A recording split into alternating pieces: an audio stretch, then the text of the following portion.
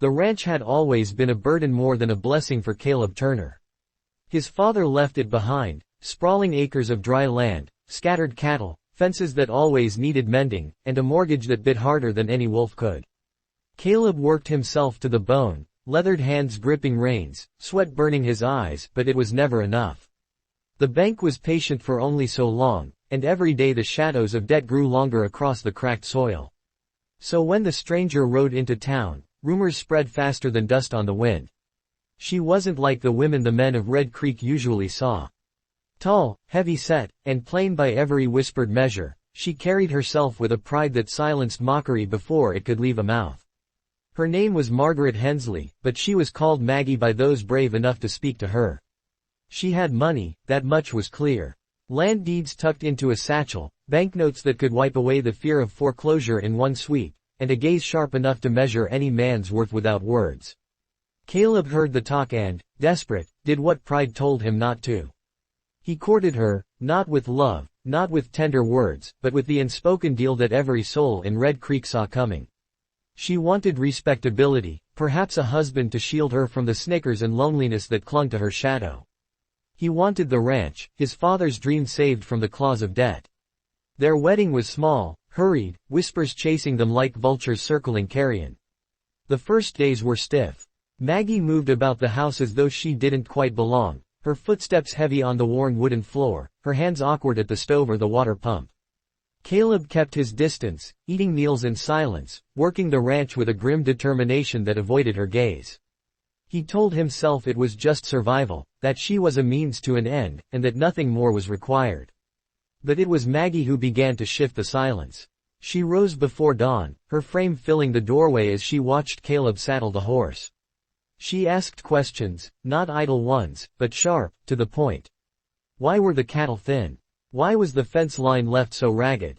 Why did Caleb never ask for help when the weight of the ranch was clearly breaking him? One morning, she picked up a hammer and mended the fence herself. At first, Caleb laughed bitterly under his breath, convinced she wouldn't last 10 minutes under the sun. But she did. Sweat plastered her hair to her forehead, her breath came hard, yet she swung that hammer until the boards held steady. And when she looked at him, she wasn't asking for approval. She was proving herself. Day after day, she worked beside him. She was clumsy at first, her weight making the labor harder, but she never quit. Her hands blistered, her back ached, yet she kept going. And with every sunrise, Caleb found his contempt giving way to something unexpected, respect. At night, when they sat at the table, Maggie began to speak of things he'd never considered. Smarter ways to trade cattle, better deals with merchants who underestimated her. She had a mind sharp as barbed wire, a memory that kept accounts straighter than any ledger Caleb had ever scrawled in. The ranch began to change. Slowly, painfully, but undeniably, it grew steadier under her influence. Then came the night of the storm. Thunder rolled across the sky, the river swelled, and the cattle panicked in the darkness. Caleb rushed out, rope in hand, rain cutting into his face like knives. He expected Maggie to stay behind, but when he turned, she was there, soaked through, mud clinging to her dress as she held the lantern high. Together they fought the chaos, driving the herd back, tying off the weak fences, pulling calves from the rising water. Caleb watched her stumble, fall, and rise again, her strength born not of grace but of willpower. When the storm passed, the ranch still stood. So did she, trembling but unbroken. Caleb realized then that the woman he'd married for land was made of something far rarer than beauty or wealth, unyielding courage.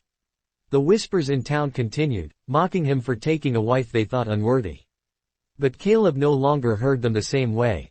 When men made their crude jokes, he saw only the sight of Maggie standing in the storm, holding the lantern that had kept them both from being swallowed by the night. What shocked him most wasn't her wealth, nor her stubbornness, nor even her endurance. It was the quiet way she began to heal something in him he hadn't known was broken. The bitterness that had consumed him, the despair that had chewed through his pride, began to loosen its hold. One evening, as the sun bled gold across the horizon, Maggie sat on the porch, her shoulders heavy from the day's work. Caleb came and stood beside her, silent for a long time. Then, without planning to, he reached for her hand. It was rough, calloused, larger than he had expected, but it was steady. She looked at him, surprised, and for the first time since their vows, she smiled, not out of courtesy, but out of something real. Caleb realized then that he hadn't just saved the ranch by marrying Maggie. Somehow, without his consent, without his understanding, she had saved him. The ranch settled into a rhythm Caleb had never known before. Where once it had been nothing but exhaustion and a steady march toward ruin, now there was structure, planning, and an odd sense of partnership. Maggie was not soft-spoken nor timid, her voice carried across the barnyard, instructing hands, questioning Caleb's choices, sometimes outright challenging him. At first, his pride bristled. A ranch was a man's work, and she was only supposed to be his means of salvation. But every time he tried to dismiss her, Maggie showed him with numbers, with hard labor, with unshakable will, that she belonged there as much as he did. The cowhands noticed first. Some laughed behind her back when she first joined them, her frame making the saddle strain, her grip clumsy on the reins.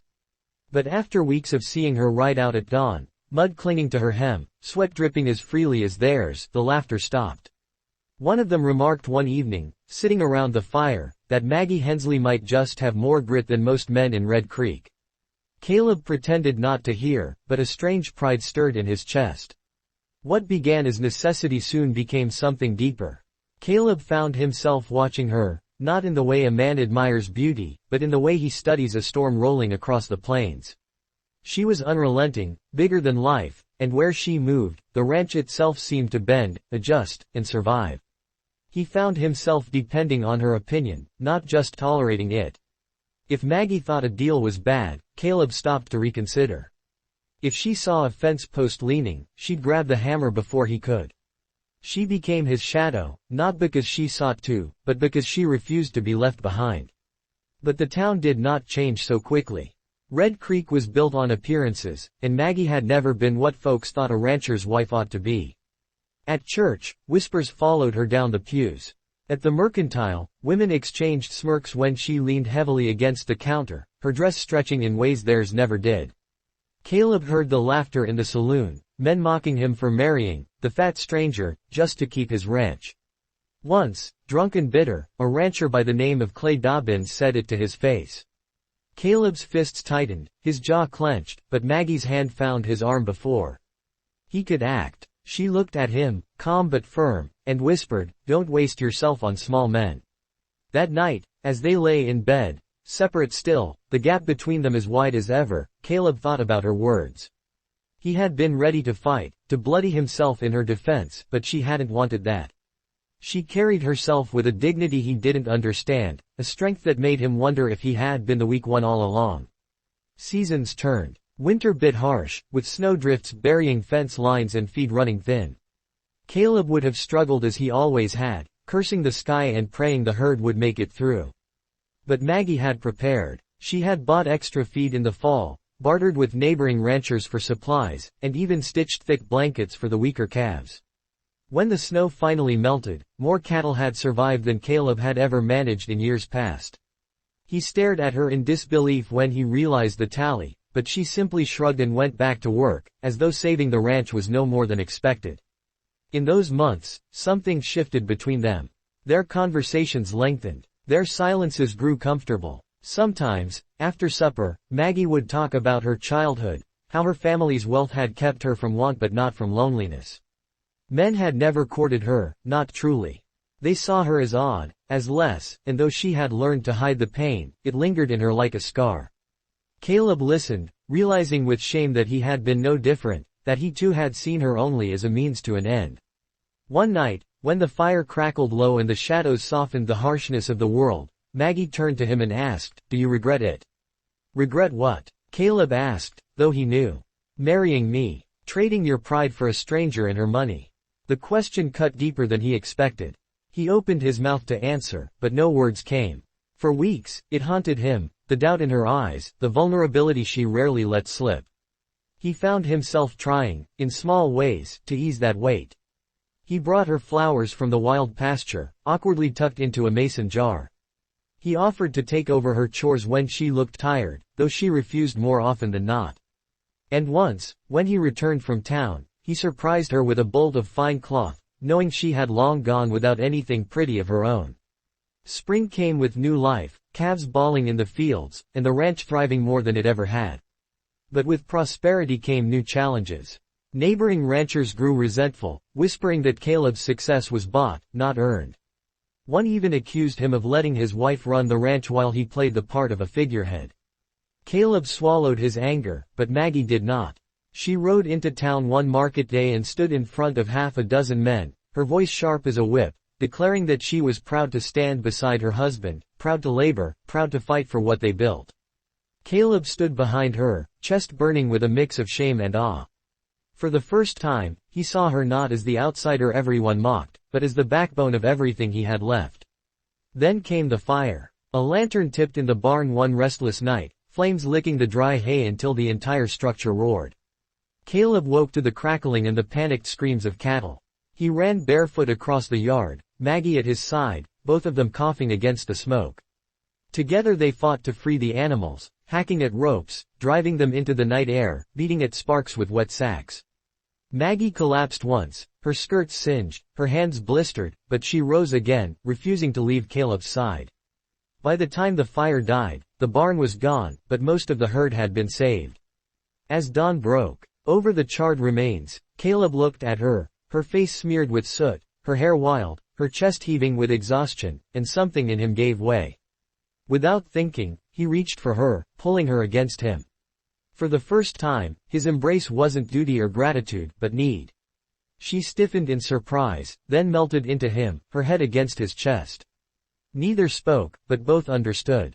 The weeks that followed bound them closer than ever. The work of rebuilding was grueling, but they faced it together, side by side, laughter beginning to seep into the cracks where silence had once reigned. At night, the distance between them in bed grew shorter until one evening, Caleb simply reached across the space and took her hand, holding it until sleep claimed them both. It wasn't love at first sight. It wasn't even love born of romance. It was something forged in sweat, in fire, in survival, until at last, one morning as the sun rose golden over the pastures, Caleb turned to Maggie and said softly, "I don't regret it. Not any of it." She looked at him, tears glinting in her eyes, and for the first time since he'd known her, the armor she carried dropped away. She smiled, and it wasn't the guarded smile of a woman proving herself, it was the smile of someone finally seen, finally chosen. The ranch thrived in the years to come, but Caleb no longer measured success by the size of his herd or the balance in his ledger. His true wealth lay beside him, in the woman the world had scorned, the woman he had underestimated, the woman who had shocked him not with her money, but with her strength, her heart, and her unyielding love. The days lengthened into summer, and the ranch hummed with life. Grass grew tall and green in the pastures, the cattle fattened, and the fences stretched straight and strong, no longer sagging like they once had. Caleb had never seen the place so steady, so alive. It was no longer the burden that had pressed the breath from his lungs. Now it carried the marks of hard work done not by one pair of hands, but two. Still, though the ranch thrived, Caleb could not shake the memory of Maggie's question on that firelit night, "Do you regret it?" It haunted him like the mournful call of an owl at midnight, persistent and sharp. He had told her months later that he didn't regret it, that he meant every word, but the way she had looked at him then, with tears trembling in her eyes, revealed just how deep her fear of rejection lay. It was a fear born of years of being overlooked, judged, whispered about. Caleb found himself wanting more than ever to erase that fear, to prove to her with every breath that she was not only necessary to his ranch but essential to his life. One afternoon, Maggie surprised him again. She brought out the wagon, loaded it with butter, fresh eggs, and jars of honey she had bartered for, then announced she was driving into town to strike deals on her own. Caleb blinked at her. "You mean to sell all that without me?" "Why not?" she asked, arching one thick brow. "Do you think I can't handle a ledger and a handshake?" He almost laughed, but then he remembered all the times her shrewd advice had saved him from bad trades. He watched her climb onto the seat, the reins tight in her capable hands, and for the first time, he stayed behind, letting her go without him. That evening, when she returned, she carried a bag of coins heavier than any Caleb had ever brought back from the mercantile. He stared at it, then at her. Maggie shrugged and said simply, "Men underestimate me. I've learned to use it." He chuckled, shaking his head in disbelief, but inside him swelled a pride so strong it startled him.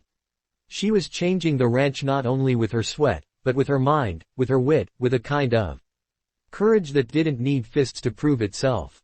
But Red Creek didn't stop watching. The women of the town eyed Maggie with a mixture of curiosity and disdain, never understanding why she didn't bow her head under their judgment. The men muttered among themselves, unable to comprehend why Caleb seemed content with a wife who was not slender and lovely like the girls they chased at dances. One evening at the saloon, Clay Dobbins sneered loud enough for all to hear, "Turner's ranch may be thriving, but he paid for it with his manhood, tied to that big woman's apron." Laughter followed, sharp and mean. Caleb's fists tightened, his blood pounding. He pushed back his chair, ready to silence Clay's mouth, but again Maggie's voice came to him in memory, "Don't waste yourself on small men." He stood, but instead of swinging, he said loudly, "That woman works harder than any of you drunkards ever dreamed. And she saved more cattle in one winter than you've lost in your entire career, Clay. When you can say the same, then I'll hear you." The saloon fell silent. Caleb turned and walked out, his heart hammering. He hadn't defended her out of obligation this time. He had defended her because it was true. That night, when he told Maggie what happened, she looked at him for a long time, her eyes shining in the lamplight. She didn't speak, but she reached across the table, covering his hand with hers. The weight of her touch spoke more than words could. Autumn crept in with its golden leaves and crisp winds. The ranch faced another test, a drought that dried the creek beds and left the cattle restless and thirsty. Caleb rode miles searching for water, his throat parched, his spirits low. It was Maggie who found a solution. She remembered stories from her father about wells dug deep in rocky soil. She studied the land, pacing for hours, eyes scanning for signs of underground springs. When she finally pointed to a low spot between two hills and said, "Dig here," Caleb laughed in disbelief. But with no better choice, he tried. For 3 blistering days, they dug. The soil was stubborn, the sun merciless. Caleb's muscles screamed, Maggie's hands blistered, but they kept going. On the 3rd day, damp earth filled Caleb's palm, and moments later, water surged upward in a cool rush. He dropped to his knees, drinking greedily, then looked at Maggie with wonder. "How did you know?" She smiled faintly, sweat streaking her soot-darkened face. "I didn't. I just believed the land still had something left to give. That belief saved them. The well became their lifeline, not only for their cattle but for neighboring ranchers who came, hats in hand, asking for water." Some of those who had mocked Maggie now stood awkward and humbled before her. She gave freely, never once throwing their cruelty back in their faces. Caleb watched her, marveling at the grace she carried despite everything. Winter came again, this one colder than the last. Snow piled high against the windows, the wind howled through the cracks, and still the ranch stood strong. Caleb and Maggie spent long evenings together by the fire, their silence companionable, their laughter rare but deep when it came. One night, when the storm outside raged loud enough to drown their thoughts, Caleb found himself studying her face, the way the firelight softened her features, the curve of her cheek, the determination in her eyes. He reached across the small distance between them, touching her hand. She looked at him, startled, then slowly intertwined her fingers with his. Neither spoke, but something shifted again, an unspoken promise, fragile yet powerful. By spring, the bond between them had grown so natural that Caleb no longer thought of her as the woman he had married for survival. She was his partner, his equal, his anchor.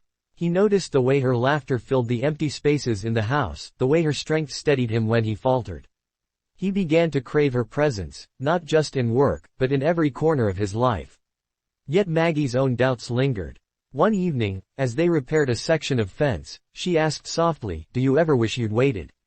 That you'd married someone younger, prettier?" Caleb set down his hammer, turning to face her. "No," he said firmly. "What I wish is that I'd seen you sooner. That I hadn't been blind to what was right in front of me." Her eyes searched his, as though testing the truth of his words. Then, slowly, a smile spread across her face, real, unguarded, radiant. It was a smile that melted. Then, slowly, a smile spread across her face, real, unguarded, radiant. It was a smile that melted something inside Caleb, something he hadn't even known was frozen. Their marriage, once a bargain struck out of desperation, blossomed into something neither had expected. They shared triumphs and failures, laughter and tears, storms and sunlight. The ranch thrived not because of money alone, but because of two souls who refused to give up on each other. And in the quiet moments, when Caleb held Maggie close, he realized she had not only saved his father's land, she had saved him, in ways he could never repay. Years later, the ranch stood tall against the horizon, not just a stretch of land and cattle, but a living testament to resilience, sacrifice, and unexpected love. The fences were strong, the barns rebuilt twice over, and the fields bore the weight of generations yet to come. Where once Caleb Turner had felt the crushing hand of failure, now he felt only the steady pulse of life beating through every acre. And beside him, always, was Maggie. The people of Red Creek had changed too, though it had taken time. Whispers that once followed Maggie with cruelty had faded into silence, and silence had given way to respect. They saw her not as the obese stranger who had married out of desperation, but as a woman of iron will and steady heart. It was Maggie who had driven wagons through storms, Maggie who had opened their well to save neighbors in drought, Maggie who had stood shoulder to shoulder with her husband when fire and loss threatened to take everything. Over time, those who had laughed at her became the same ones who sought her counsel. Caleb himself had changed in ways no one could have foreseen. The hardened edges of his pride softened, replaced not with weakness, but with a deeper kind of strength. He no longer saw his wife through the narrow eyes of the world but through the lens of truth, through the countless nights she had kept watch by his side, through the hands that had built and mended, through the heart that had loved when he was at his most unlovable. What had begun as survival had become the very essence of his life. Their love was not the fragile, fleeting flame of youthful romance. It was a fire stoked by storms, a bond tempered in hardship, a devotion that grew stronger with each trial faced together. Caleb came to realize that beauty had never been the curve of a waist or the softness of a face, but the strength to rise when the world tried to crush you. In Maggie, he found a beauty that time could not diminish, a beauty that deepened with every wrinkle and scar. In the quiet of the evenings, when the sun bled its last light across the plains and the cattle settled with low murmurs, Caleb often sat on the porch with Maggie at his side. Their hands, weathered and scarred, would find each other without thought, fingers lacing together as naturally as breathing. Sometimes they spoke of the past, of storms and fire, of battles fought against men and against the land itself. Other times they said nothing at all, letting the silence wrap them in the kind of peace that only comes after years of shared burdens. And though the world might never write their names in its histories, Caleb knew the truth of their story would live on in the land, in the cattle, in the laughter of hired hands who now called the ranch a home, and in the legacy of two people who had built something unbreakable. He had married Maggie for the ranch, but in the end, it was Maggie who had given him everything worth living for.